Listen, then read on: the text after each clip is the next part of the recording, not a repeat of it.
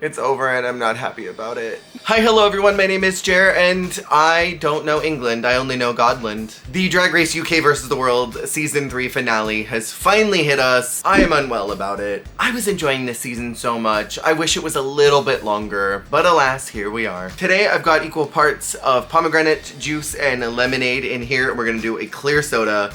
See if we can make a delightful fizzy lemonade. Okay, but why is this color so nice? It probably needs a little more pomegranate juice, but it's good.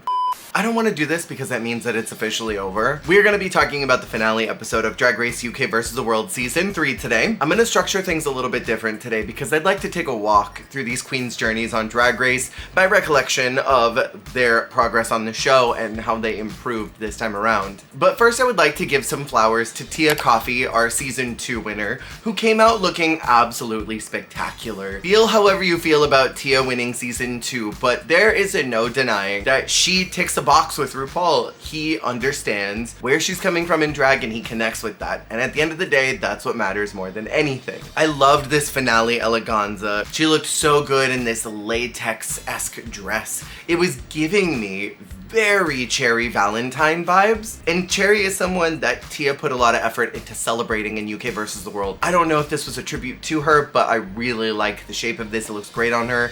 That intensity of the red glove, so hot. I like the symbolism of this dress, that she has quite literally been impaled by her scepter and she's been stabbed by multiple different knives. Everybody just stabbed Caesar vibes. Tia faced a lot of backlash with her win and it was almost like the fans were just stabbing her right in the heart all the time. And this crown was just as much a knife to the heart as it was a huge victory. And so I like all this overt symbolism in the garment. I think it carries an interesting message with it. The casting for this season was so spectacular because they're really full of wild cards. That's kind of the vibe of 2026, wild cards. Melinda Verga was first out and she dropped a nuke during the reunion portion of this episode that she's considering quitting drag. Whether that be permanent or short term, it is quite devastating. Melinda is someone who made a huge impression across the globe because she has this freedom in how she presents herself. She knows that the cameras are there, but she doesn't care about them. She's unapologetically herself. In Canada's Drag Race, I think I wrote her off early. I thought, this is a brick. But she kept improving literally every single week, and as soon as the season started airing, she hit the ground running. Melinda appeared on other reality shows like Traitors and was booked and blessed for a very long time. But coming into UK vs. the World, you could tell that her heart was not in it.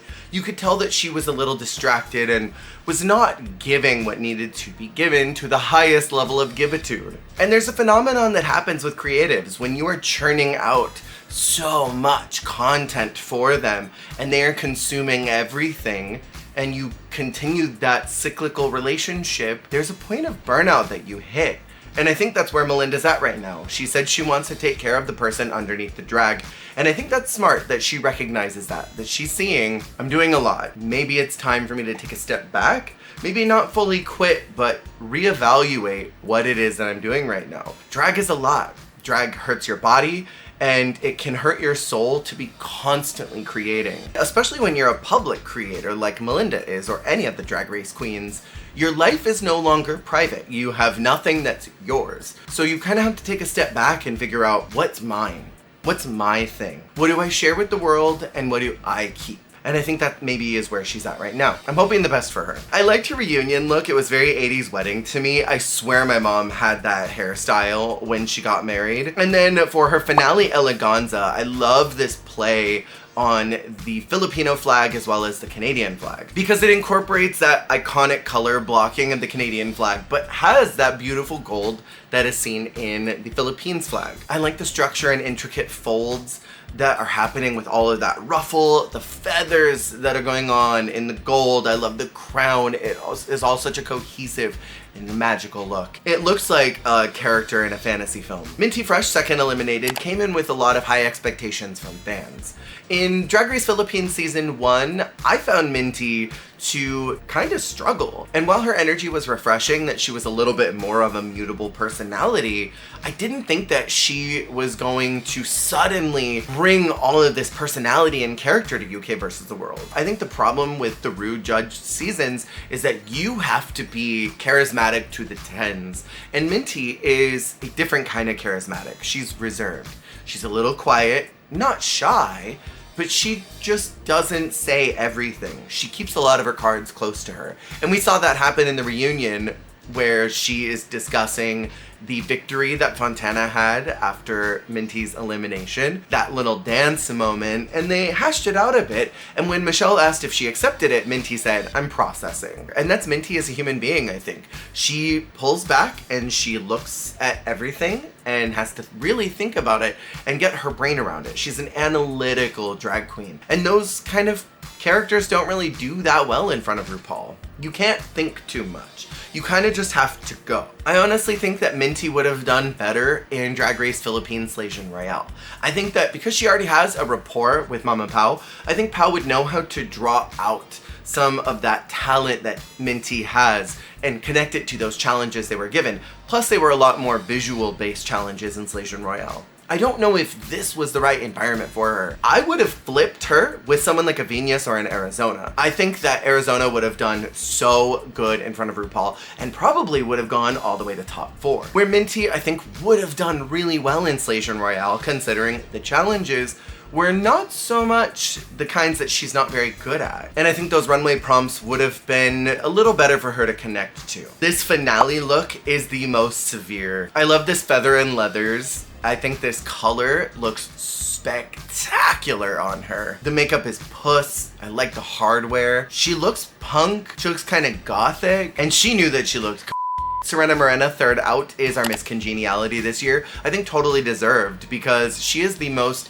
positive queen that I have ever seen on Drag Race, and that was something I thought about her in Drag Race Mexico season 1. She wasn't that strong in the challenges and she wasn't that strong on the runway, so I wasn't sure if she would even make it that far at all. I thought she'd be a first out, honestly. But I think her energy and charisma is what brought her so far. She is such a bright light in this world, and I think that's something that a lot of queens on Drag Race are not always the most unafraid to show. I think it's easy to get caught up in the competition, but Serena is someone who has always just smiled through the critiques and smiled through the negatives and said, I'm gonna do what I'm gonna do and I'm gonna do it as good as I can. She doesn't put a ton of pressure on herself to be this exaggerated character. She just is Serena Morena. I think what was tough about her elimination is that quite literally everybody did good in that silent acting challenge. But someone had to go home because they didn't book enough episodes to do another non-elim, sadly. I would love for Serena to get the Lemon, Cheryl, Soa treatment where she comes back a third time,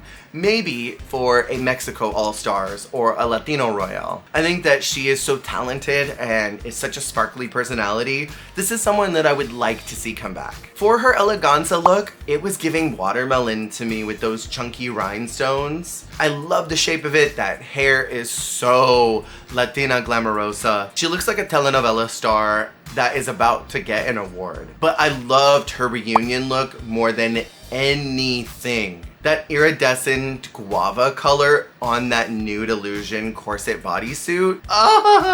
So good. I enjoyed her run. I wish that we could have seen a little more from her. I think she was a positive energy this season that was so needed. Sminty Drop, our fourth out, I think had an interesting run. She did really good, parallel to how she did in UK4. What I noticed about Sminty watching her first season and then watching her here, she's like a Trinity K. Bonet. She's someone who does really, really good on Drag Race, but then as soon as she's hit a wall, it's done. And her energy plummets. And we saw that happen here. She did great those first 3 episodes, and she didn't do as well in the girl group. She was getting in her head, and then it was curtains. All of her energy just immediately halted. There are creatives in this world who, as soon as they hit that point, they gotta stop. They gotta take a step back and they gotta recharge, and that's very clearly what happened to Sminty this time as well. And I think she made some great TV throughout this season. She was sharp in her words,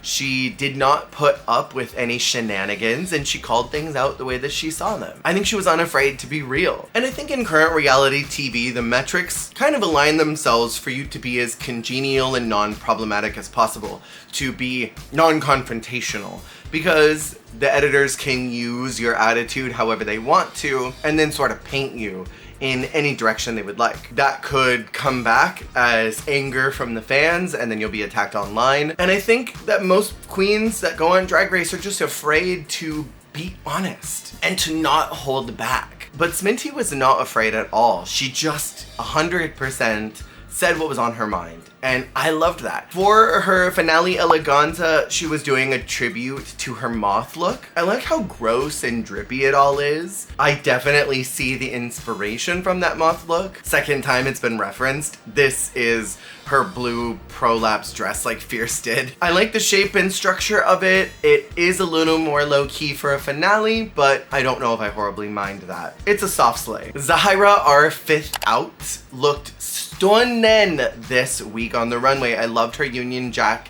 inspired dress. This is everything. I like the way that she translated the red and white. It is so regal.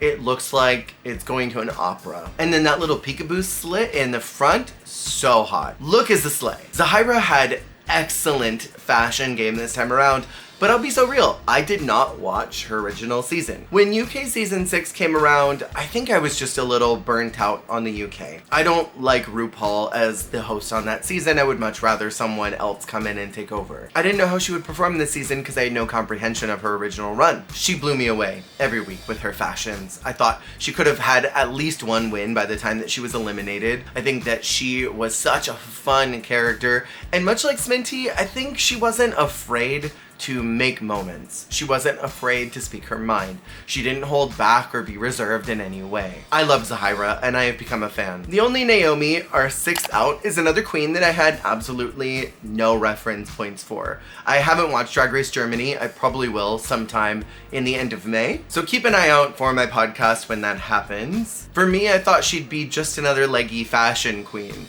Someone who's really pretty but didn't have a lot of personality. Lo and behold, she was almost like a La Grande Dame, someone who is beautiful and glamorous and kills it with her fashion, but is not afraid to be stupid, is not afraid to be dumb in front of RuPaul. And you have to be that way in front of Ru. You cannot be demure. You have to be willing to go there all the time. And I think she made bold decisions by playing the character she did in the Snatch Game, by playing this baby in the acting challenge and going full balls to the walls with it. Even in her low moments, she, I think, still did well. I was sad that she didn't make it to the finale because honestly, I do think that she won her lip sync against Kate, but there was no way that they were going to not send a UK queen to the finale of UK versus the world. On the runway, she's presenting this alien look that was so hot. I'm obsessed with this. It's a complete and total slay. The details on it, it looks like an intergalactic, almost Eurovision-esque performance look. I love the hair because when she turns to the side, the silhouette looks like a xenomorph. And then that severe blush. Obsessed! It's like Fifth Element meets something from Tron, and it's everything. She had a great run, and I'm very happy to have gotten to know her because I am now a fan. I just realized my fans were on, so it may have been loud this whole time, but it's like 100 degrees outside. And then we've got our top four, starting out with Mariah Balenciaga. Never in my wildest dreams did I ever think that we would see Mariah come back for any extra seasons of Drag Race, let alone a Versus the World. This was the last place that I thought she would ever be seen at. Mariah is someone who represents old school drag, and she defined that as highly polished, but a lot of us use the term old school drag.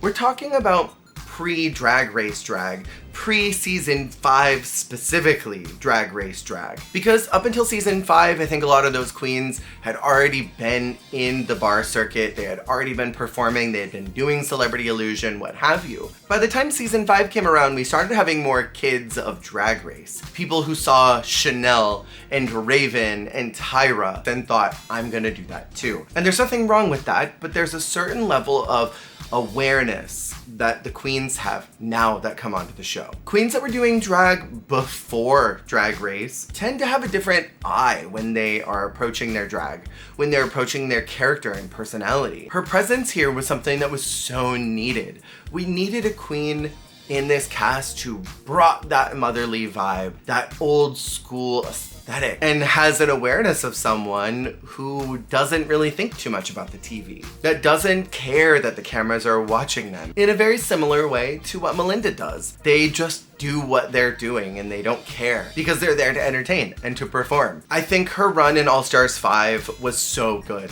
I think that she did not deserve to go home when she did. And I think the judges were constantly paying her dust. But this time around, she was actually respected by these judges. She performed so well in the Broken Heels lip sync with Gawdland, and she kept up with her. I had no idea that this lady would be able to serve it so severely. But my God, did she. On the runway for Finale Eleganza, she was majorly giving me Vegas vibes. I love this color on her.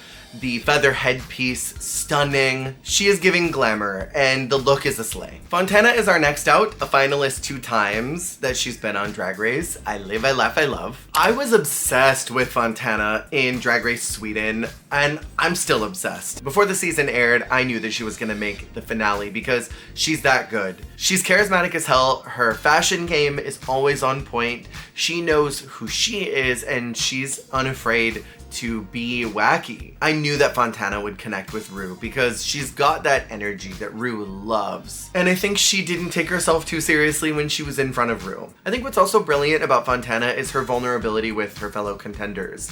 She's not afraid to let her guard down and sort of step back from the character. There's a very clear divide that you see between Fontana the performer and Fontana the human being. And I think she understands what those lines are. And that's a healthy way of performing. Being able to separate yourself from the art that you make and being able to infuse as much of yourself into it without being married to it. That you can step back and reveal that soft, squishy interior creator behind the work. I think she did amazing this season. From episode 1 all the way to the finale, she was always doing her best and giving her all. She had some iconic runway moments. For her finale Eleganza, I like this look. She wanted to do a mix of a Brazilian bird and a Swedish fish. I like the colors. I think it's a lot though, but it somehow works because it's her and she carries it well. And it is a slay for me. In the finale lip sync, dare I say, I think she was doing a little too much, and I think the big hair kind of hindered her. She's a small, petite woman, and I don't think she needed all of that hair. She kept reaching for it, and I thought that she was gonna take it off, but I think she was reaching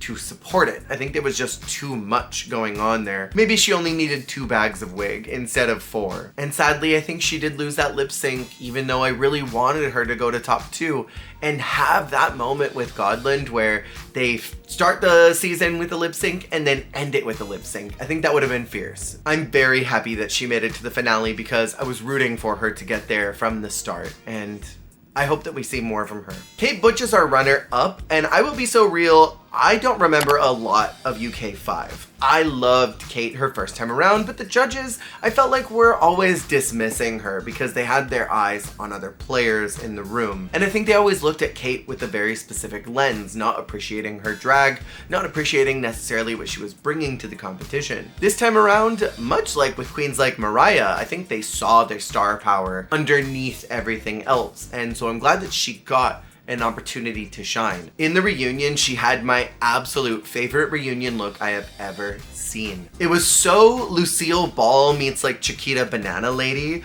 blended together. I love that shade of ginger on her and this eggplant purple, all those ruffles that are on the sleeves and in the headpiece, the little pop of nude illusion here that goes up into that high collar. Oh, it's also luxe. This is such a high fashion moment if I have ever seen one. This is a crown me look.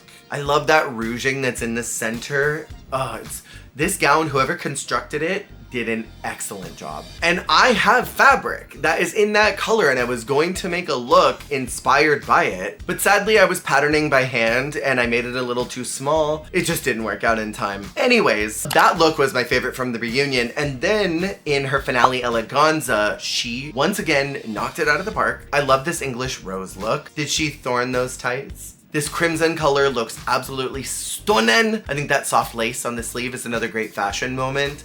And I like the way that this gown is rippling up here at the collar. then it cinches in really tight and flares back out. Kate worked it out in this finale and was an absolute slay in both looks. For her actual run, I think that she did a good job. She did well in the challenges I expected her to, and she was unexpected in challenges like girl groups, where I didn't think that she was going to be that great, but she was. And last up is our winner, Gawdland. I'm so happy that Gawdland won. First off, I want to talk about her finale eleganza look. She said she was inspired by the Queen of Thailand, and she looks extremely regal. She looks like she's about to go to the royal palace and issue a decree that all people have to be gay now. It's super puss. It's a slay of a look. And I loved her being a rug in the reunion. What a great choice this was. Gawdland is a master at her craft. So I'm going to be super vulnerable and honest here. And anyone who watched any of my Thailand 3 reviews knows that I was not happy with the production team because they didn't do a fantastic job with that season in any regard. The editing was choppy, the production value was really low. Drag Race Thailand Season 3 is my 9/11. Season 1 and 2 were top tier. It was like the Wild West of Drag Race, where any and everything could happen. The challenges were reinvented, the presentation of the show was at the highest caliber that it could be, and it is what I think Drag Race could be in its most ultimate form. And then when season 3 got announced after so many years of being off, I thought this is going to be it. But then they actually got to the edit and everyone was at a 0. We hardly learned anything about them. There was drama, but it wasn't very interesting. It sort of just seemed like bullying. And that was towards Siam. And quite literally nothing positive was showcased about these queens. And then the challenges they were given were Boo Boo the Fool. I loved a lot of the cast, Gawdland, Frankie Wonga, Nane Sphera. And when it came to the finale and Gawdland decided to deliver this monologue in English that her journey was not over, I knew that her sights were set on bigger things. That she was gonna pull a Marina and go do a versus the world and was going to win. That was her goal. I could tell. I think she knew it was not her time in Thailand and she was going to win somewhere else. And so I was very excited to see her come back because I knew that with a Rue production, her personality would actually get to come through, and that's exactly what happened. Every week, I remembered why I loved her so much in Thailand 3, why I connected with her, because I could tell that there was a kind of weird, twisted human being that was underneath all of it. That she wasn't just this quiet, muted character that was presented on season 3, because I had a feeling that none of those girls were like that they were all much bigger personalities than what were actually showcased. And this production team was fantastic at highlighting more of Gawdland's silliness, more of Gawdland's humor, and not suppressing any of that. And I called her as being top 2 from day one because I know that she's that girl. And boy, I'm so glad that she was. In the finale, she was perfect at both of her lip syncs. She performed exactly to the level that I knew she was going to. And I really wasn't sure if they were gonna crown yet another UK queen or if they would actually do what needed to be done and crown Gawdland. And I think her win is extremely important for every single ESL queen who has ever come onto the show and had to deal with Rue and the way that she judges and having to deal with all of the strenuous improv and acting challenges. And in the history of RuPaul's judgment, there are only 3 Asian winners: Raja, Nymphia, and now Gawdland. And Gawdland's win represents a huge victory for any Asian queen that has ever stepped in front of RuPaul and has been written off for whatever reason that may have been, especially queens that speak English second. And I'm so happy about her victory because I was hoping it would happen, but I wasn't sure if it would. How did y'all feel about Drag Race UK vs. the World Season 3? How does it stack up to the other UK vs. the Worlds? For me, this is one of the top All-Stars adjacent seasons, and I'm extremely happy with how it all ended. Thank you to every single one of you who have come by and listened to my thoughts throughout this season. I appreciate all of you coming and supporting. If you would like to support in a different way and get early access to these videos before they are posted ad-free, you can check out the Patreon. There's also a membership here on YouTube that does have ads on it. I will be continuing to review Drag Race Season 18, and I've got a lot of other videos that I'm going to be posting very soon. So keep an eye out for those. Thank you for being a part of this journey, and I will see y'all on the flip.